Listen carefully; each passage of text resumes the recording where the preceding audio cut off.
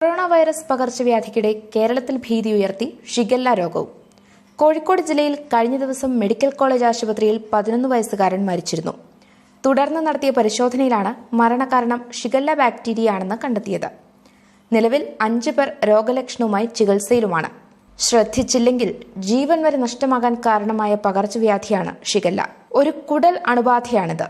Shigella എന്നറിയപ്പെടുന്ന ബാക്ടീരിയയാണ് ഇതിന് കാരണം. ഷിഗല്ല അണുബാധയുടെ പ്രധാന ലക്ഷണം വയറിളക്കമാണ്.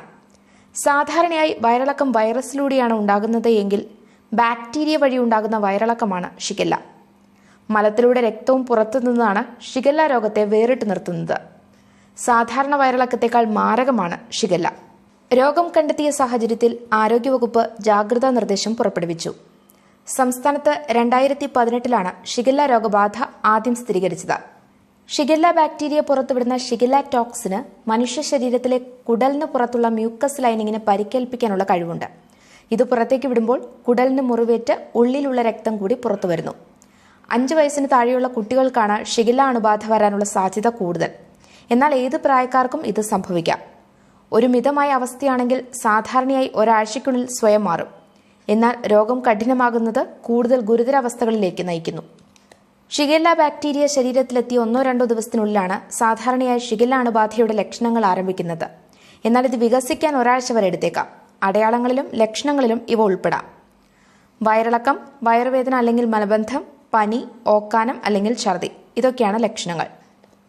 രോഗലക്ഷണങ്ങൾ സാധാരണയായി 5 മുതൽ 7 ദിവസം വരെ നീണ്ടുനിൽക്കും. ചില സന്ദർഭങ്ങളിൽ ലക്ഷണങ്ങൾ കൂടുതൽ കാലം നിലനിൽക്കും. ചില ആളുകൾക്ക് ഷിഗല്ല ബാധിച്ചതിനു ശേഷം രോഗലക്ഷണങ്ങൾ ഒന്നും തന്നെ കാണില്ല.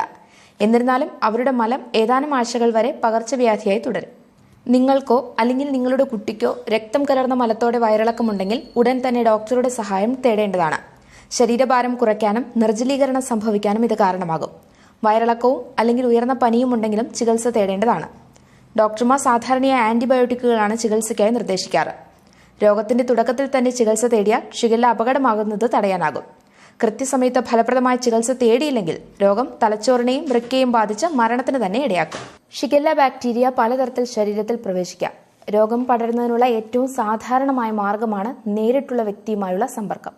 കൂടുതൽ വാർത്തകൾക്കായി വൺ ഇന്ത്യ മലയാളം സന്ദർശിക്കൂ, സബ്സ്ക്രൈബ് ചെയ്യൂ.